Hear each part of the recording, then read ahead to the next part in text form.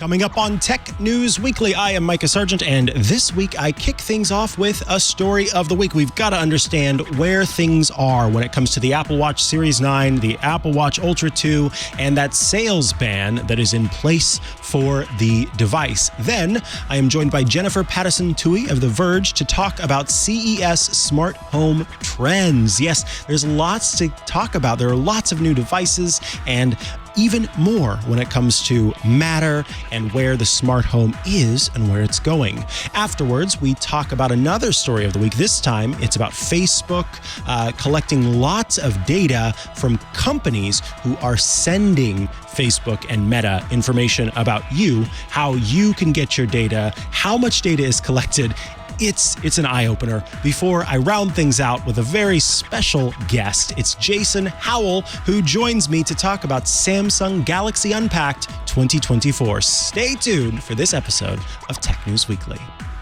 This show is brought to you by Cisco Meraki. Without a cloud-managed network, businesses inevitably fall behind. Experience the ease and efficiency of Meraki's single platform to elevate the place where your employees and customers come together. Cisco Meraki maximizes uptime and minimizes loss to digitally transform your organization. Meraki's intuitive interface, increased connectivity, and multi-site management keep your organization operating seamlessly and securely wherever your team is. Let Cisco Meraki's 24/7 available support help your organization's remote, on-site, and hybrid teams always do their best work. Visit meraki.cisco.com/twit. Podcasts you love. From people you trust. This is TWiT. This is Tech News Weekly, episode 320, recorded Thursday, January 18th, 2024. Unpacking Galaxy Unpacked 2024. This episode of Tech News Weekly is brought to you by CacheFly. For more than 20 years, CacheFly has held a track record for high-performing, ultra-reliable content delivery. Serving more than 5,000 companies in more than 80 countries, organizations consistently choose CacheFly for scalability, reliability, and unrivaled performance. With CacheFly, you get ultra-low latency video streaming that will deliver video to more than 1 million concurrent users, lightning-fast gaming that will deliver downloads faster with zero lag, glitches, or outages, mobile content optimization that offers automatic and simple image optimization so your site loads faster on any device, and flexible month-to-month billing for as long as you need, and discounts for fixed terms once you're happy. You can design your contract when you switch to CacheFly. With CacheFly's elite managed packages, you'll get the VIP treatment. Your dedicated account manager will be with you from day one, ensuring a smooth implementation and reliable 24/7 support when needed. Delivering rich media content up to 159% faster than other major CDNs, join CacheFly, the world's fastest CDN. Jumpstart your journey with CacheFly with a complimentary first month, or give it a whirl with a free 5 terabyte account. Simply go to cachefly.com/twit. That's cachefly.com/twit. Hello and welcome to Tech News Weekly, the show where every week I talk to and about the people making and breaking the tech news. I am your lonely host this week, Mikah Sargent. Thank you again to Amanda Silberling for joining me last week. I hope you all enjoyed that. Amanda will be back with us again next month, and I continue to be on the hunt for some other folks to join me on the show as special guest hosts. But I think it's time to kick this show off, and it starts with my first story of the week. My first story of the week is about this little device on my wrist. And if you're listening and not watching, the little device on my wrist, you may imagine, is my Apple Watch. I have the Apple Watch Ultra, so technically it isn't part of this, but the Apple Watch Series 9 and the Apple Watch Ultra 2 have been in this ongoing situation, we'll call it, where a company by the name of Massimo has said, look, we have a patent for a technology that can measure your blood oxygen level. And the Apple Watch, of course, has a feature and a bit of hardware that allows the watch to measure your blood oxygen level. There's actually an app on the Apple Watch, both the Ultra, the Ultra 2, and the Series 9 called Blood Oxygen. And what you do is you tap on the app and you're meant to kind of hold your wrist very steady, and you hit the start button, and the pulse oximeter on the back of the Apple Watch does what it needs to do. Basically, it's looking at your blood and looking at the color of your blood. And by looking at the color of your blood, it can determine, and apparently I'm moving around too much because I did get an unsuccessful measurement, but the more red your blood is, then the more oxygenated your blood is. And of course, there's a lot of little stuff that goes into it as well, but this is kind of the base understanding. And so by looking at that and determining how red the blood is, it can tell you how oxygenated your blood is, and it can kind of pay attention to this over time. So the last measurement on my Apple Watch was it looks like 14 hours ago, and I had 99% blood oxygen level. Because of the patent dispute, we saw Apple essentially have to say, well, we can either kind of do business, figure this out with Massimo, or we can completely stop the sale of Apple Watches in the United States. And for a brief period of time, you may remember, if you are a regular watcher or listener of the show, I had on Mark Gurman of Bloomberg to talk about what was an actual stop on the sale of Apple Watches with the blood oxygen sensor.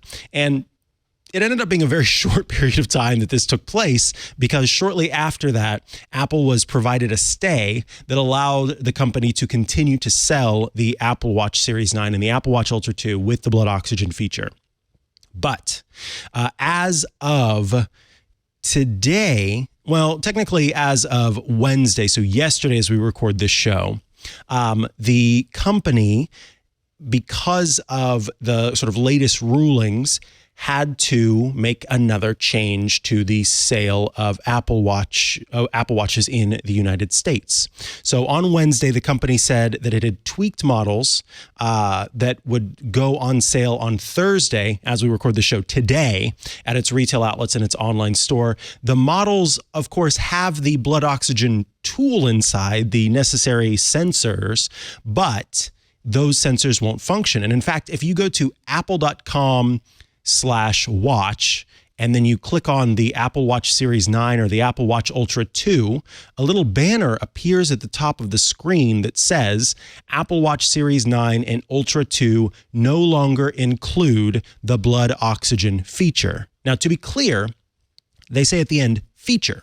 That is because they have not changed the hardware at all. The feature is still there, or the hardware is still there, but the feature is gone. And so you will not be able to use it if you buy a new Apple Watch Series 9 and Ultra 2.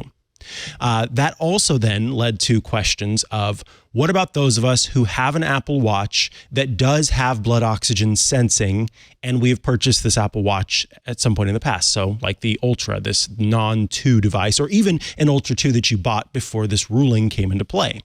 Your Apple Watches, as it stands, are fine. They will continue, as mine just did. Well, I don't know. I was getting an unsuccessful reading. No, the blood oxygen sensor will continue to work. And as far as we know, and of course I will update you if this changes, you shouldn't have to worry about reading the fine print of any software update or firmware update that's going to suddenly take out the feature on your already purchased Apple Watch.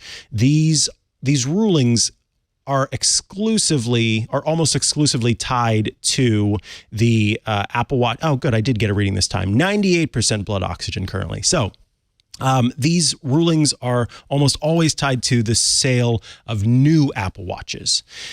But to add to the confusion, there are multiple groups who get to kind of rule on this process. And Apple and its lawyers have worked to also kind of figure out the way to go about making it so that the sale could kind of continue. And I think that that's kind of added to the confusion because the company did get approval from the U.S. Customs and Border Protection Agency that said, and this was last week, if your Apple Watch doesn't have the capability to do the blood oxygen sensing, then you are able to import and sell the Apple Watch in the United States. But the customs agency is not the only group who gets to rule on this. And so the U.S. Court of Appeals for the Federal Circuit declined to give Apple any more of a pause on this import ban. So they had, had that import ban in place, or rather the pause on the import ban. And then they appealed to try and get a longer pause, and that did not work out. So the U.S. ITC, that's the International Trade Commission, the U.S. Court of Appeals for the Federal Circuit, and the U.S. Customs and Border Protection Agency were all involved in this ruling. And I think that has kind of made things more complicated. But what I talked to Gurman about in that previous episode was kind of the confusion around the Apple Watch and the impact that it has on the sale of the Apple Watch in general. Because when we first heard about this ban, one of the first things that I heard from people who don't, cover this stuff regularly, who aren't paying attention to this stuff regularly, was that question of, is someone going to come and take away my Apple Watch because it's now banned in the United States? And that is the first kind of confusion. The watch is not banned in the United States. The sale of new Apple Watches with this feature was banned in the United States at the time. And so Apple couldn't sell any new watches. It also meant that watches that were purchased within that period, if they needed because with the Apple Watch, it's such a compact and kind of all-in-one device that if something happens to it and you've got an Apple Watch, or rather Apple Care protection for it, when you took it in to be serviced, most of the time they weren't doing any replacements of different components. They were instead just taking your Apple Watch, shipping it off, doing what Apple does with those broken devices, and then just giving you a new or refurbed Apple Watch as a replacement. So because of that and the ban that was in place, new parts that would be coming over to the U.S., new Apple Watches would be coming over to the U.S., you wouldn't necessarily be able to get that replacement. That added to the confusion because Apple's Apple Care support tends to be pretty good about if something's broken, they're going to fix it, no big deal. And so that kind of led to even more question of what happens if I do buy an Apple Watch. So, hey, even though I know that I have an Apple Watch right now, if it breaks, will I be able to replace it? No one's going to take your Apple Watch away from you. No, you probably don't have to worry about software or firmware updates being at issue here. But it is important to understand that this is a back and forth between the company that's ongoing. And I was talking to Burke, one of our studio engineers before the show, about kind of what this means going forward and kind of what Apple's plan is here. Because again, when I spoke to Gurman, one of the things that he pointed out is that this is something that Apple has known about for some time. Apple and Massimo have been at it for a while, and Apple still did go forth with selling a device where there was this point of contention that the blood oxygen sensor and feature in the device would perhaps infringe on a patent. And so you have to wonder, what was Apple's plan at the time? What is Apple's plan now? And was a complete pause on the sale of the device part of the company's plan? Were they hoping to outlast Massimo's kind of money for fighting this in the court? What's going on here, and where do things stand, and how does Apple fix this going forward? Because yes, in the same way that you may remember we've talked on the show before about, I believe it was BMW, who offered a vehicle. And the vehicle, of course, they offered a vehicle, but the vehicle, you could pay to enable some of the features in the car, like heated seats. So you'd have the vehicle, it would have heated seats as a feature, but you just couldn't use them unless you paid more. This is not the same thing, of course, but the idea that you're buying a device and that device has the capability of doing something that you don't have access to, that adds a wrinkle to the purchase decision that someone might make when it comes to buying an Apple Watch. And as far as that, impacts the company, as far as that affects the company, that's something that I think Apple needs to, or is almost certainly paying attention to and trying to figure out here. The company has to figure out a way to be able to offer the Apple Watch for sale and hopefully figure out a way to offer it with the technology that's included and be able to use all of the features that the hardware makes possible. So going forward, we will continue to see Apple kind of try to figure out whether there is some sort of firmware update that can appease and please the necessary ruling bodies. If that is proved to be, different enough from the patent argument from Massimo, and potentially a change in the hardware if all else fails. Whether that means a change in the hardware such that the blood oxygen sensor is completely removed, or a change in the hardware such that the blood oxygen sensor is different enough from the patent by Massimo that the company no longer has, claim on it. We don't know, and we'll have to see. But as it stands, I'm just kind of curious if the company, if Apple, is going to end up just working out some sort of agreement with Massimo to just pay Massimo to be able to include this technology in the Apple Watch versus offering an Apple Watch that no longer has a feature that was once available in it. Because if there's one thing that I have learned and seen, especially in covering smart home technology, it's that offering a feature and then later taking that feature away but charging the same price for the product never goes well. And right now, you can buy an Apple Watch Ultra 2 and you buy it at the standard cost, but now you're getting one fewer feature, I guess, than you would have if you had purchased it, a couple of months ago. And I think that's a complication. So I don't know how Apple is handling this going forward. It's kind of incredible to see how quickly and rapidly things are shifting, and how new rulings are coming into play that coming into effect that are making a change to the company's behavior and whether or not it's able to sell the device. So we will have to see, but I have a feeling that Apple's got most of its attention on the launch of the Apple Vision Pro headset as pre-orders start tomorrow, Friday, January 19th, for that new mixed reality device, although Apple prefers the term spatial computing device. In any case, as always, I'll be keeping my eye on the Apple Watch sales and import ban as we figure out what's going on there. All right, so that is my first story of the week. Up next, we are going to take a look at CES smart home trends in just a moment.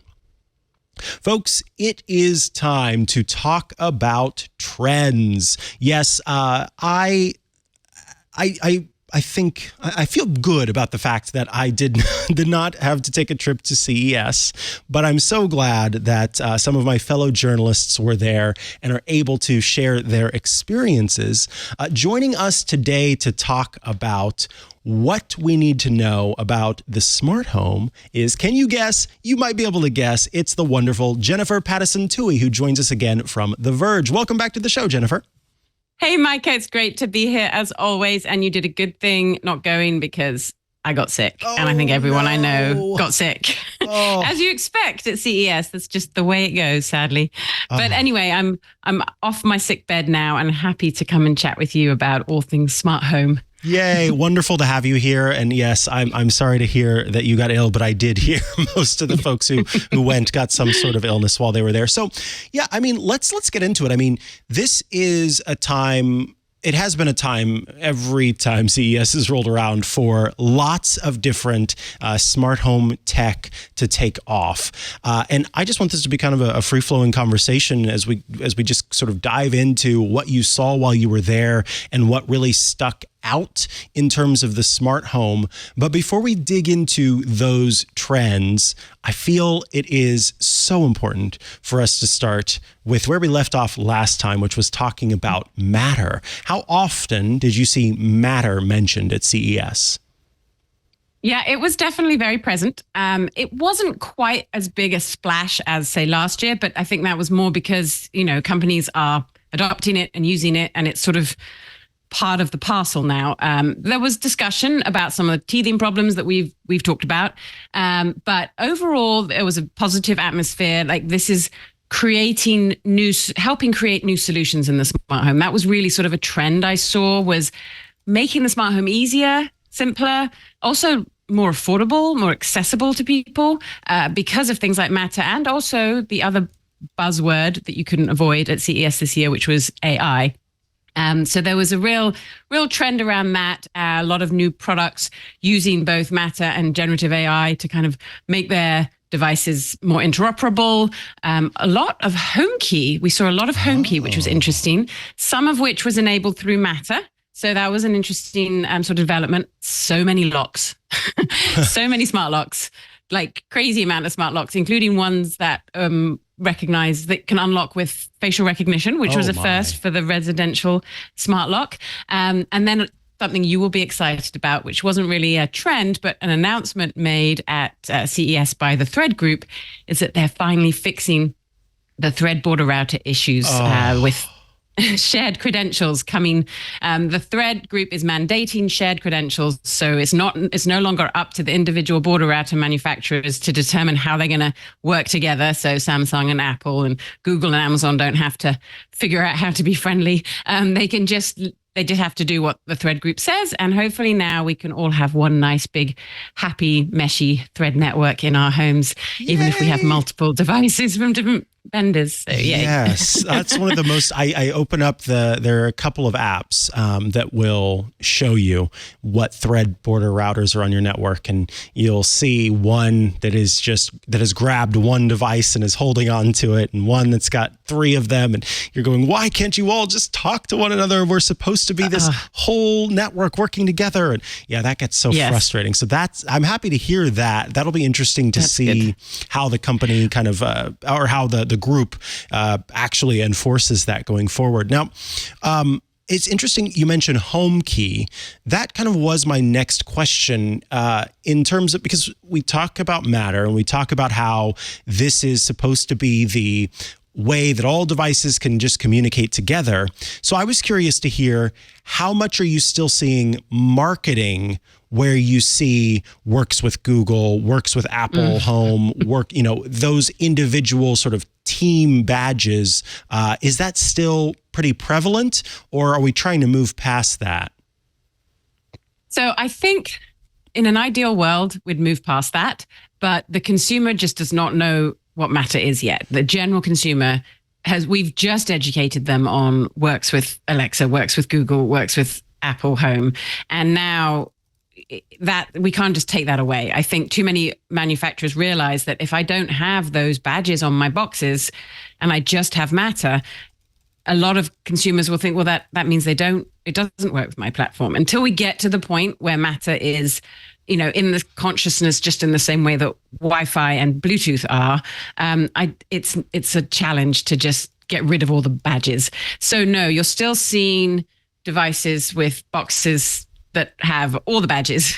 It's confusing. I think it'd be more confusing though if they went away at this stage, just because people are used to them. So what I heard from talking to manufacturers who are sort of in two minds about this, they'd obviously like not to have to put the badges on. They do also have to pay to go through that certification. So to have a badge, you have to go through the certification, which means you have to pay for the certification. It's apparently got a lot easier to do since Matter came along, because Matter's kind of like the base level, and then you just can kind of add your works with Alexa and Google on top. So it's easier than it used to be, but it's still a complicated process. It's more expensive, and it's a printing process. It's part of the manufacture process that they'd like to get rid of, but that's not happening anytime soon. The other confusing thing is Apple, because so as you are, I'm sure aware, Apple kind of shifted from being called Apple HomeKit to Apple Home. Yes. And that was in large part a move towards Matter, because HomeKit is the sort of underlying architecture of the smart home platform that Apple put into place. Matter has replaced that for Apple, although you still have HomeKit, because we still have devices that work over HomeKit. But going forward, my impression is that Apple would like everything to just be Matter. Okay. That's the way they're going forward. And that's why HomeKey is now part of Matter, slowly becoming part of a Matter. So there was a door lock on show that, while we were at CES, got permission to say, yes, this is a HomeKey lock through Matter. So we're just beginning to get that sort of glimpse of this interoperability and how it's all going to work through Matter, and you won't need HomeKit. That doesn't mean that existing HomeKit devices are going away. Obviously, there are some products that only work through HomeKit, and that's going to continue to stay that way. But the future really for Apple Home users will be using devices through Matter. Okay, interesting. That's I did not know about Apple really trying to kind of move all of that over to Matter, and I can remember learning about HomeKit over Thread, and now we're even shifting further into Matter as the standard, which is what I want ultimately. I'm curious, was there any kind of product category that surprised you or that was new, or are we still mostly seeing the same old in terms of vacuums and lights and security cameras? How's it looking? Is anyone thinking of anything new? So it actually was, I would say, a more iterative rather than a great innovative year for the smart home, which I think is a good thing. The smart home's kind of getting a little more mature. It's not just throw it all at the wall and see what will stick. It's like, well, we've got good products, we're going to make them better. So for example, going back to smart locks, we saw Thread come into a lot of smart locks. We saw HomeKey come into smart locks. We also saw quite a few iterative but good updates around like smart lighting, like better quality lighting, better dimming, better brightness, those types of sort of small improvements that are ultimately going to make the smart home a more enjoyable experience. Robo vacuums, which were always an area of innovation. We did see some kind of fun things. Roborock came out with a robot arm, which was a lot smaller than I was expecting, but it was still cool to see arms on robots. No legs yet, although LG did come out with a robot with legs, although that was definitely more of a attention grabber, I think, than anything anyone's ever really going to see in their home.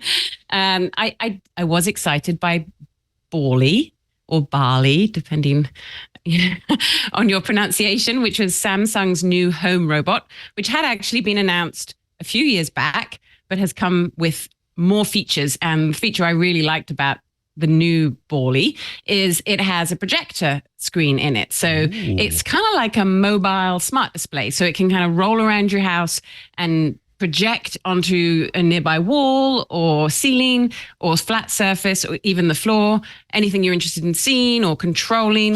Is it purchasable? Cool. Is that going to be available to actually have, or is it kind of one of those, look what we can do? So there was a lot of argument about this in my team. It's like, yeah, it's vaporware. And then, no, it's coming. So they had it 2020 CES, it was on show. And every time I've spoken to a Samsung exec since, I've asked, and they said, oh yeah, it's coming, it's coming. And they showed it this year. It was a big splash. And I was told by one of the Samsung reps, yep, it's going to be this year. I'm not holding my breath, but it would be cool. It would be cool. It's, AI in the smart home is an interesting trend. I think AI in the robots is probably something that we're not going to really benefit from for a while, because I think the way LG and Samsung were kind of pushing it is like, this home robot will know everything about you and know exactly what you need. And in fact, LG's version, which was called the AI Agent, which is a slightly sort of scary name, was actually like telling in the demo, it was telling the lady who was sort of in her home, oh, you're not very well, you should stay home. It's dear. I really don't want my smart home to tell me what to do. Nope, don't like that. That's not what I need. Don't like that at all. One thing I wanted to ask you about is I've slowly started to see a trend of different manufacturers moving from going, look at how we can, you can push a button on your phone and that makes this light turn on. And then you can push another button and that makes the color change. And then look at how you can turn on this fan and then change the speeds, to trying to make these devices through AI of some sort a little bit more automatic and intelligent, that automation aspect. I was curious to hear how many demos of that level of automation and kind of home awareness you saw, especially in regard to some promise that these devices can still all work together, right? Because you can get one device and use that app and that platform to get that one device to, turn on and then set the color temperature based on the time of day. But to get it to do that and then also get your other lights that you bought from another company to play ball in some way, it's a lot of work. And I'm curious if there were any promises about better group automation and just more general smart home being smart on its own kind of pitches at CES. Yeah, so I think there's two things that have kind of come together to make this possible. And yes, I saw a few companies showing, this is what we're working on and this is where we'll take it, hopefully.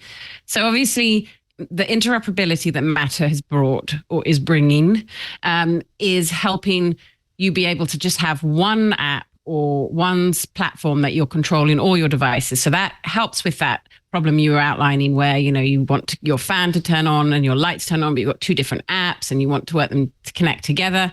That we're seeing big strides in. For example, Aqara came out with its new M3 hub, which is, it has traditionally been Zigbee hub for its own Zigbee-based devices. With Matter, it's now going to be a Matter controller, and you'll be able to add any Matter accessory from any manufacturer to that hub. So just like you can do that with Amazon Alexa and Google Home and Apple Home and SmartThings, Samsung SmartThings, you can now use Aqara to do that. So you're getting more options for broader smart home control. I think we'll see more companies doing that too going forward. And that, the nice thing about that is Aqara has a really powerful automation engine, much more powerful than most of the sort of mainstream platforms. I mean, there's Home Assistant where you can do lots of great stuff, and SmartThings has some good, powerful automations too. But in general, the major smart home platforms are a little bit sort of straightforward, and there's not a lot of really cool stuff you can do. Aqara has some really neat things. So that's going to be interesting to play with. And another thing that Aqara introduced, and I saw with other platforms and product manufacturers, was a home co-pilot. So using generative AI, the app will actually help suggest routines and automations for you, and make it easier to set up. So you can just speak what you want to the chatbot, and it will say, okay, here's an automation created for you, which will be much easier. And this is something that Google Home already has with its Help Me script. But again, you have to go into coding to do that. We need much easier interfaces, like just I can just type, do this for me. One fun thing that that I saw a demo of was Govee, which is a smart lighting company. They had a big old booth, and they have a AI lighting bot. And so their main thing is smart lights. They have a huge array of fun smart lights, and you can do some crazy sort of lighting automations, but they're kind of complicated. And if you've got lots of Govee devices, you have to go into each one and set them up. Now you can just type into the AI chatbot, and they showed this example of turn my house into Barbie's dream house. And then everything in your house will go different shades of pink. Oh, neat. All at once. That's pretty cool. So those types of small things will make it easier for you to get the most out of your devices without having to spend a lot of time learning how to program your smart home. And then the one thing I really liked, and I'm interested in your take on this because I haven't seen a lot of people that have had a chance to use these things yet, but the map view is becoming a real thing for the smart home. Yes. Samsung really went all big on it, showing off its map view at CES, which they have had for a while, but it was sort of under wraps a little bit. And now they're kind of going all out with it. And Bally, the robot, will actually help you map your home, which is another reason why I think it's likely we will actually see it, because it's got a very kind of core function for the smart home for Samsung. And so this map view is like a 3D view of your home with all your devices on it in the actual place they are in your home. And rather than just having to use your smartphone for this, which can be a bit fiddly, and Amazon has a map view that you use the smartphone to control, and it is a bit fiddly, you can use your TV. So you can use your TV remote to point and click at a light and turn it on. Wait, that's pretty cool. Okay, that makes exactly. And this is the thing. I think that finally companies are realizing that if they want adoption of these technologies, they have to do what I can't remember exactly the term Leo Laporte uses, but it's something about like the spousal adoption. Spousal approval factor. Yes, spousal approval factor. Yes. And so I will go with the partner approval factor because genuinely that is the one thing that has kept me from completely just blanketing my home with smart stuff, is that the person who I very much care for, that I live with, would be absolutely annoyed with trying to figure all of this out. And I think that these maps and the idea that you just mentioned, where you just point your remote at something and get it to go, that is for the rest of us. That is genuinely for the people who don't think in the way that you and I do, where it's, we've done this enough that we kind of just get it. I love that. I think that it makes it much more possible for more people to be able to use and understand the smart home, as long as it works, right? Because that's the thing, that frustration that happens, maybe you give it one time to mess up, but 2 times, and that's too many for the person who's not just a smart home enthusiast. So I'm really liking the mapping idea in general. I love the idea of like the screen on the wall that has the map of the home.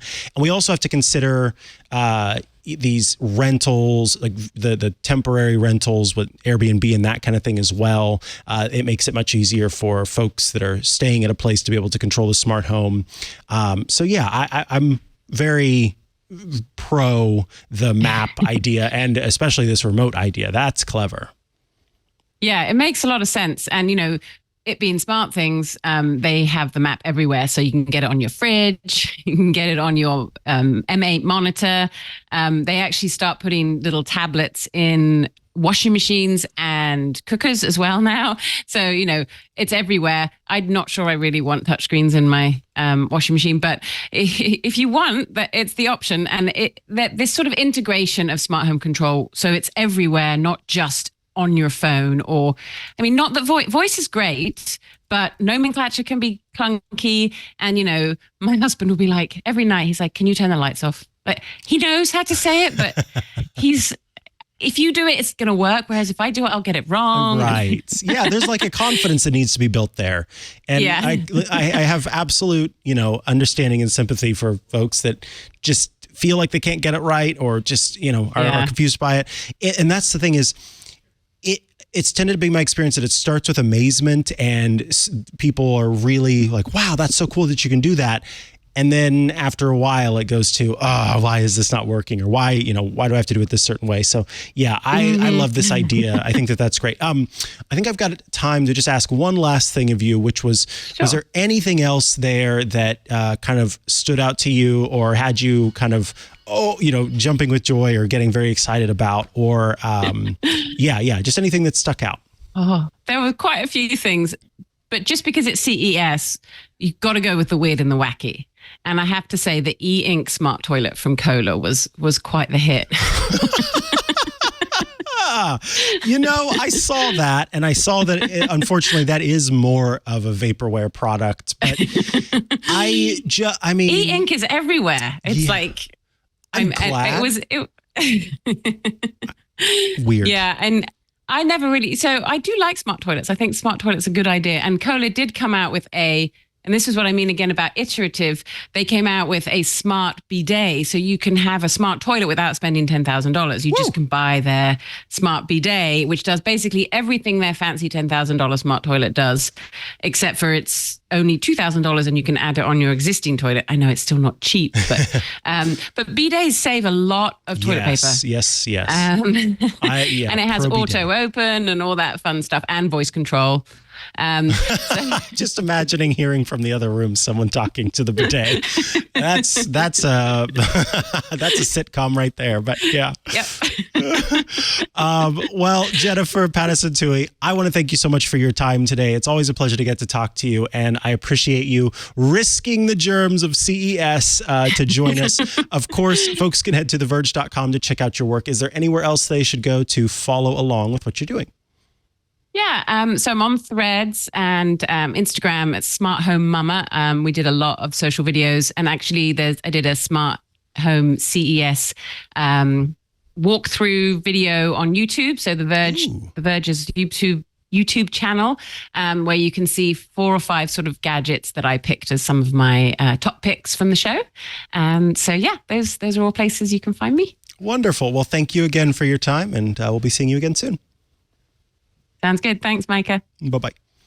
All righty, folks. Up next, it's time for my next story of the week. And then we've got a very special guest joining us for the final interview of the day.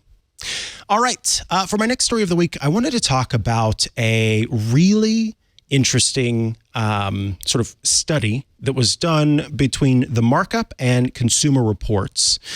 These two groups got together to look at the internet activity, the online activity of many volunteers, 709 volunteers, and kind of dig into how these volunteers had their data shared with Facebook, which of course is owned by Meta. So 709 volunteers collected, I think it was 3 years of data from their Facebook accounts. You can go to a special page and kind of download this data. And then Consumer Reports looked into it to see how many different companies were sending data from them, from the companies themselves to Facebook about these users. So in total of the 709 volunteers, 186,892 companies sent data about these 709 volunteers to Facebook. They looked at it, and on average, that meant that each participant in the study had their data sent to Facebook by about 2,230 companies. There were some who had more than 7,000 companies who were sending data to Facebook. And here's the important thing to understand. This data, which was collected, there were kind of 2 kinds of data that were collected here. And one of them was, custom audiences, and the other category was events. And so these data sets were not what you might be thinking. You might be thinking that what we're talking about is when someone is online and they go to a site, and that site has a Facebook like button on it, and they do things on that page, and then they go back to Facebook, and then Facebook gets that information about them. No. That is not what this data is. This is data according to the markup, that is called server-to-server tracking. This is when personal data goes from a company's servers to Meta, to Facebook's servers. It's not the tracking pixel data that you and I are much more aware of, and that frankly we can block much more easily. Because with that, we can turn off that Facebook social link button or the hidden tracking pixels that exist through different types of add-ons or other means. With this, it's stuff that's happening behind the scenes. And so this server-to-server data often involves, in the case of the custom audiences data, this is, and I quote, "Custom audiences allow advertisers to upload customer lists to Meta, often including identifiers like email addresses and mobile advertising IDs. These are for the companies to kind of just wholesale give Facebook the information about a user and then their mobile advertising ID, so that if that advertising ID pops up in different activities and different apps or different websites, then they can link that together and learn more about you." And the other category of the data collection was called events. And this is when you do a certain thing in a certain app or in your interaction with a brand. So some of the examples that they gave were whenever you're playing a game and you level up, when you visit a page on a company's website, if you go to a physical store and use your loyalty card, if you purchase a specific product. These are specifically events that exist, again, kind of in the background, that let the company send all of this information to Facebook. I don't want to give away this whole piece because I really do think it's important for folks to head to themarkup.org to support them and head to Consumer Reports to learn more. But I will kind of go into a few more details here so that you get a taste and can learn a little bit more about it. So some of the biggest, or the companies that most frequently occurred in the data were, and the number one was a company called LiveRamp, which happens to be based in San Francisco. And LiveRamp is a huge data broker. So it makes sense that that company is sending a lot of data to Facebook. The reason why Facebook/Meta takes and uses this data is because it gives the ability for people or companies on Facebook to advertise and to be able to direct their advertisements specifically. So I, as a Facebook advertiser, can run an ad campaign that says, I only want you to advertise to people between this age and this age who live in the United States, who may have purchased a vehicle in the last 10 years. And I am advertising some sort of, car care device or car cleaning device.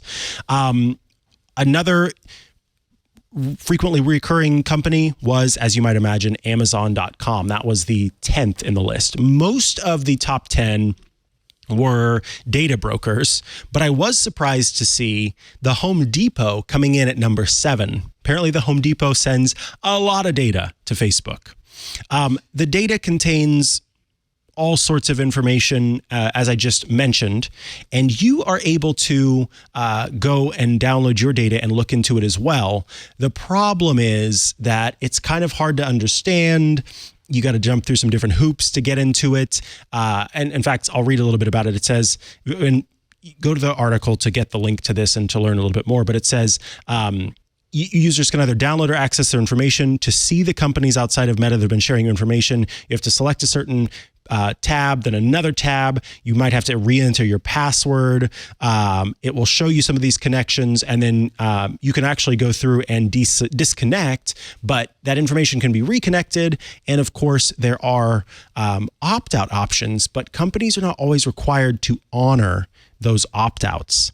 So it's, of course, a kind of from the markup, a piece about how we need to better understand maybe how companies are tracking us, but more importantly, what control we do have and what control we're led to believe we have. And I think that latter that latter issue is the biggest issue. That's the problem, is that we may think that we have more control over this, but when that server-to-server data is being exchanged, you might not be aware of how that's being tracked and sent. So just something to be aware of. Head over to themarkup.org. We'll, of course, include a link to the article in the show notes so you can learn more about that. Okay, let us move along to our final interview in just a moment. Our final interview is coming up.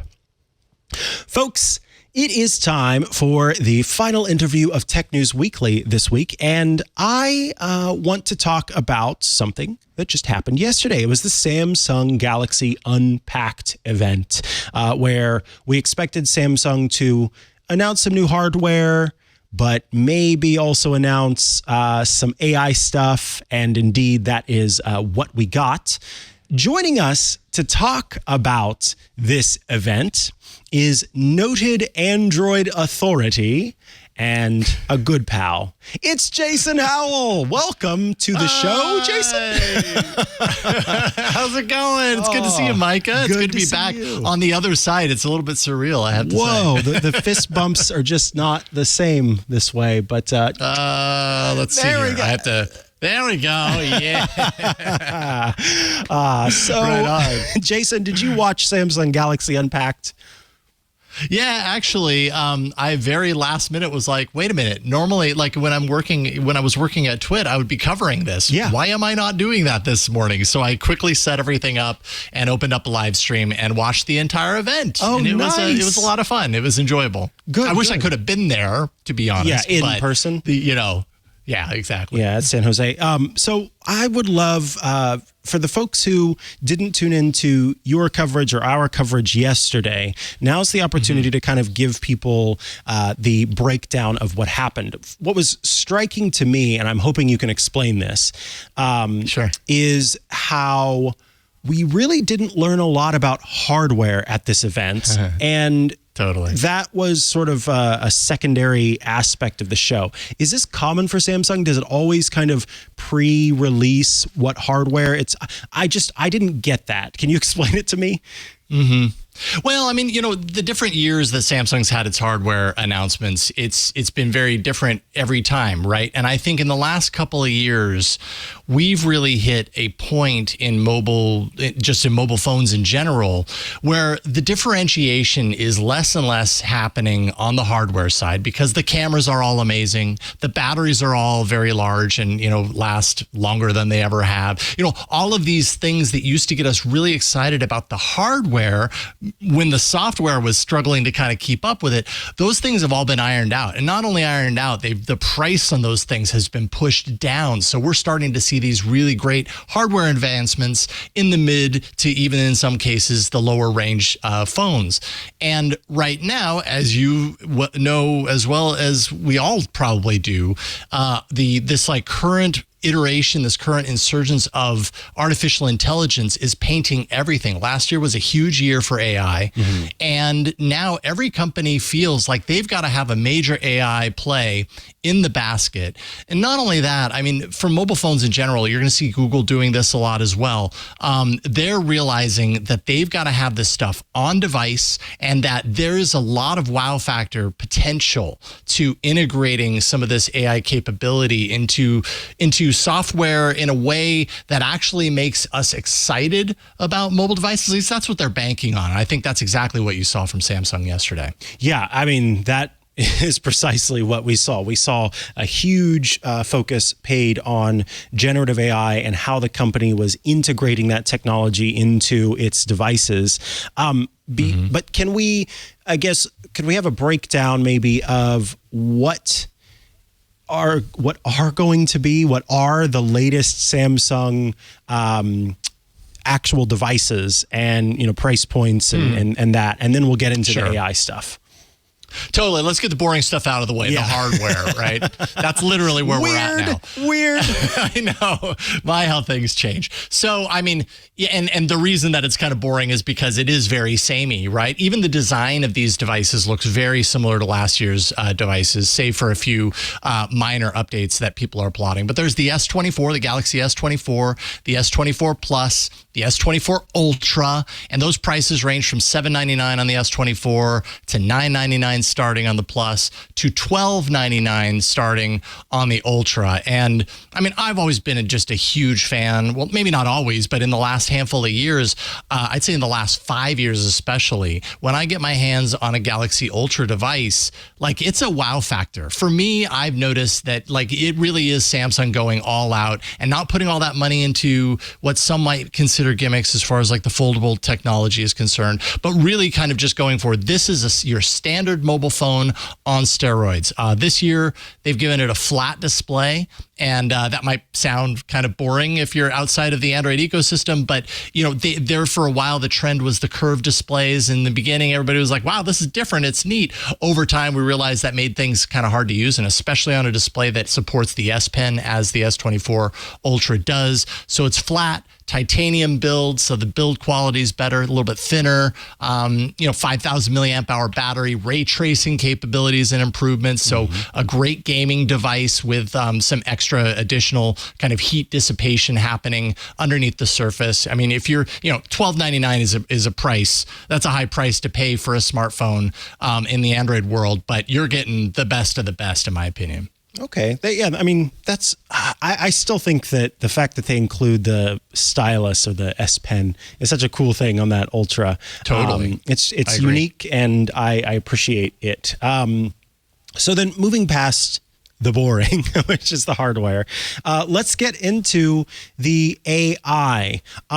What were you expecting the company to announce in terms of AI? Did what you saw surprise you at all, or was it all kind of in line with what you, again, expected? And overall, what stood out as far as the generative AI stuff goes for you? Yeah, I mean, we knew in advance leading up to this announcement, and I can't remember now off the top of my head if it was rumor or if it was stated by Samsung itself, that there was this thing, this Galaxy AI. And the question there then became, okay, so Samsung's doing what every other company is going to do this year. You're going to see a ton of this year, is really leaning into, all the many ways that we can make your phone better with AI, be it generative, be it, processing your photos, which I didn't even talk about the cameras on the devices. That's where we're at right now. That used to be a really big deal, and now cameras, they're all great. So it's kind of like it's hard to really talk about too many advances there. It's really about the software, and like I'm excited about this moment, and Samsung really dove into some of the things that potentially set it apart. I think the real-time call translation. So if you're on a phone call with someone who doesn't speak the same language as you, there are 13 languages that are on the device that you can do real-time translation. So I talk in my own language, it interprets that and immediately spits that out in the language of the person that I'm talking to, and vice versa. That is like, maybe that's not a feature that everyone has everyday use of. There are certain people that it probably does apply to like that, but like I'm going to Italy this summer, and like that might actually be incredibly handy for me. Not only that, the in-person translation, being able to kind of use your phone as that magical device that allows you to talk to people in other languages, which we have seen before. But again, Samsung needs to show that it's doing the things that we expect out of modern AI. And, one of the things that's very good at is transcription. It's very good at providing summaries, which this system can do on these phones, as well as that translation. These are things that we, in a very short amount of time, have learned that AI is pretty good at now, going to be amazing at, in the near future. And so Samsung's got to be there. Another thing that stood out for me was Note Assist, because I've realized, especially in the last month, as I'm trying to organize my stuff and really set up, my own podcast business right now, I've got notes everywhere. How do I organize and keep track of these things? Or when I'm talking to someone and I've got all these things that I'm writing down because I don't want to forget it, because that's how my brain works. Note Assist with the S Pen allows you to very quickly kind of organize those notes on the fly. So if I'm just chicken scratching on my screen, it can take that and it can put it into some sort of organization system, key points bulleted out, summarization, all that kind of stuff. These are things that in everyday use are going to be incredibly hopefully effective, but incredibly useful once we use them enough to realize that we can maybe trust them for these tasks. And I think that's kind of the challenge, is getting people to use these, because Samsung has always been so feature rich when it comes to software on their devices, almost to a negative point where it's like, okay, it's noise at this point. But I feel like this is different, and not just for Samsung, for all mobile OSs at this point. Now, one of the features that they showed continues to be a feature that makes me roll my eyes, and I'm curious about your take on it. The typing into the chat or wherever you want to, and then having the device like change the formality or make it Shakespearean for whatever reason. Right. You feel this is gimmick, or is there some use case for this that you could actually see someone using it? It just feels so insincere to me, I guess, but maybe I'm missing something. No, I completely agree. I do feel like it is insincere. At the same time, I also feel like it's a natural extension of where we're at with kind of spell correct and correction, the kind of grammatical correction that's happening on these devices. It's like, oh, well, we can do that. Well, what about this? You know, it's almost more of a flex than it is, I think, useful. It's like, see, it is capable of taking what you wrote and maybe toning it down. Although there are probably people out there that, are good at writing the important things, but want to make it more approachable. And maybe this is a system to do that. I don't know. I'm probably not going to be using that a whole lot. I much prefer keep things in my own voice and everything, and maybe have light corrections around the side. But I'm sure some people who just absolutely hate reading love seeing that. So we'll see how it is in practice. I will say I doth give you permission to only message me in Shakespearean, but outside of that, I hope no one else uses this with me. Yeah, I hear it. I love to hear your thoughts on the huge Google presence and on stage at this event.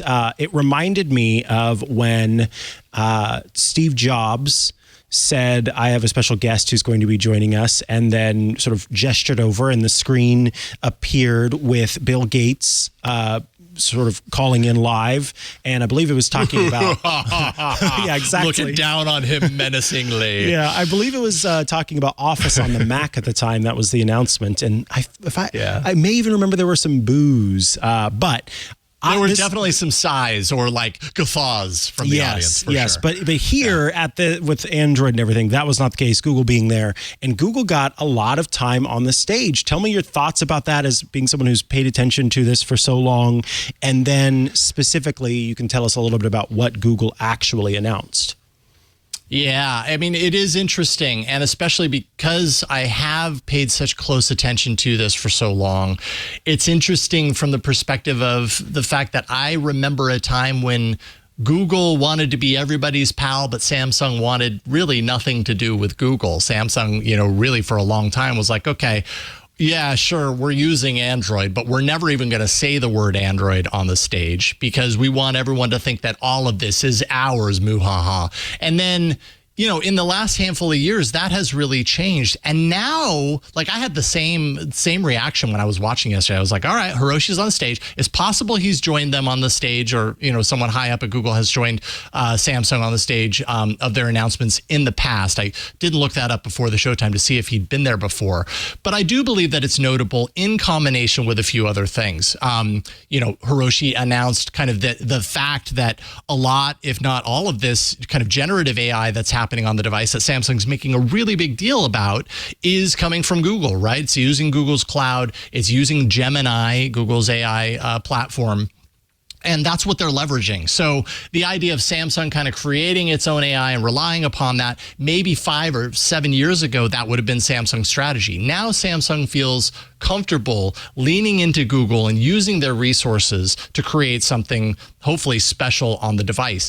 Not only that, there is the nearby share quick share kind of merging that happened like a week ago. Nearby share is essentially has been the way on Android that you do kind of person-to-person file exchange. So if we're both in the same room, I can wirelessly send a file from me to you using Nearby Share. Samsung had their own version of that called Quick Share, and it offered a few extra features that Nearby Share didn't. And so if you had a Samsung phone, you kind of had both, and it's really confusing.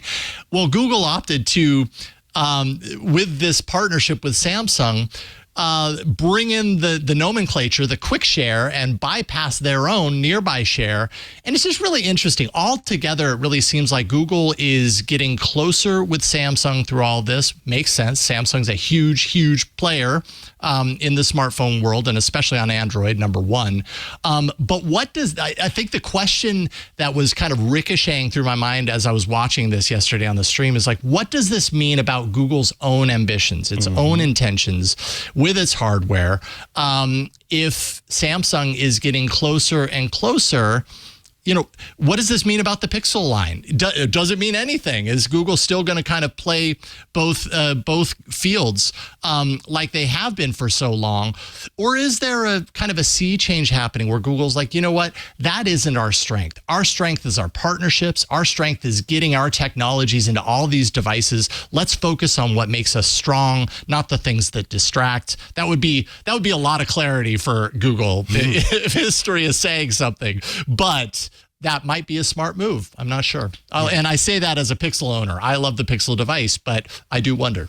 Yeah, I think that would be cool to see. I like the Pixel 2. That is not the Pixel 2, but the Pixel also. Right. As a primary iOS user, Pixel always made sense to me. But if it means Google maybe, closing down fewer things, shuttering fewer things, killing fewer things because they have more of a focused attention, that would be great.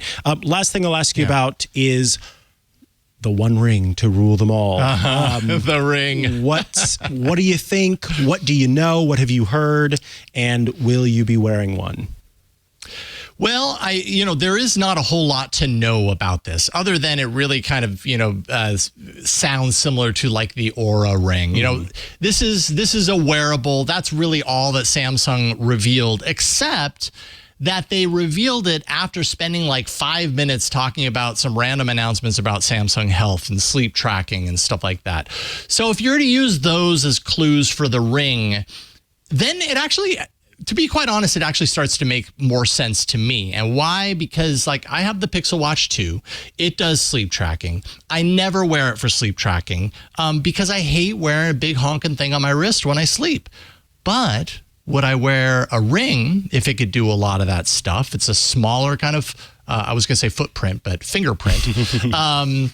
And, if it does some of this stuff, then I might be more inclined to do it. Not only that, we were just talking about AI, and this right now, we're starting to see the early stages of companies like the Humane AI pin that are thinking about wearables that can integrate AI, the interesting, fun, and useful things that we're probably going to see on smartphones in different form factors that are smaller, miniaturized, different, don't occupy so much physical space, but still give us the benefit of that. And maybe the Galaxy Ring is a step towards that direction. I'd be really surprised if it hits on all those points right out of the gate, but maybe this is a first step for that.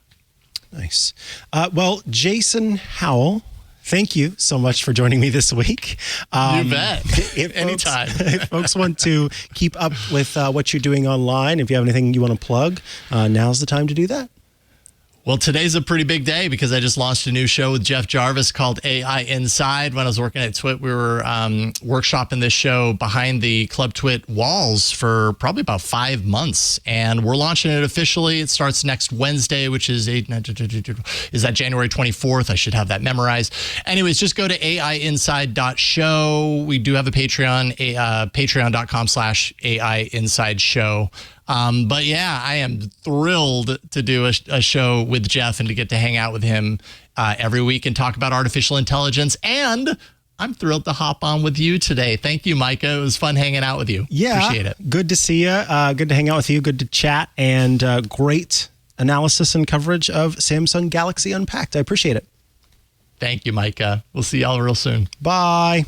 Alrighty, folks. Tech News Weekly publishes every Thursday at twit.tv/TNW. That is where you can go to subscribe to the show in audio and video formats. If you'd like to get all of our shows ad-free, well, there's a way to do that. And, of course, to get that warm, fuzzy feeling in your heart because you are supporting what we do here at TWiT. That's by joining Club TWiT at twit.tv/ClubTwit. For $7 a month or $84 a year, you out there can join the club. And when you do, you get every single TWiT show with no ads. It's just the content, all of our shows that are published outside of the club. And you will also get some special Club TWiT shows, which I'll talk about in a moment. You get access to the TWiT Plus bonus feed that has extra content you won't find anywhere else, behind the scenes, before the show, after the show, and special Club TWiT events get published there, like our recent Escape Room in a Box, and access to the members-only Discord server, a fun place to go to chat with your fellow Club TWiT members and also those of us here at TWiT. Along with all of that, at twit.tv/ClubTwit for $7 a month, $84 a year, you gain access to a number of Club TWiT shows. There's the Untitled Linux show. There is Hands on Windows, which is, as you might imagine, a show that covers Windows tips and tricks from Paul Thurrott. There's Hands on Mac, which is a show from yours truly that covers Apple tips and tricks. And Home Theater Geeks from Scott Wilkinson, which is a show all about the home theater. That's reviews, interviews, questions answered. And iOS Today from Rosemary Orchard and yours truly, which is all about iOS. Folks, thank you for being members of Club TWiT. Thank you for tuning in to this episode. If you'd like to follow me online, I'm at Mikah Sargent on many a social media network, or you can head to chihuahua.coffee. That's CHIHUA.coffee, where I've got links to the places I am most active online. Thanks for your time, and I'll see you again next week for another episode of Tech News Weekly. Bye-bye. You gonna leave me hanging? Hey, we should talk Linux. It's the operating system that runs the internet, but your game consoles, cell phones, and maybe even the machine on your desk. And you already knew all that. What you may not know is that TWiT now has a show dedicated to it, the Untitled Linux Show. Whether you're a Linux pro, a burgeoning sysadmin, or just curious what the big deal is, you should join us on the Club TWiT Discord every Saturday afternoon for news, analysis, and tips to sharpen your Linux skills. And then make sure you subscribe to the Club TWiT exclusive Untitled Linux Show. Wait, you're not a Club TWiT member yet? Well, go to twit.tv/ClubTwit and sign up. Hope to see you there.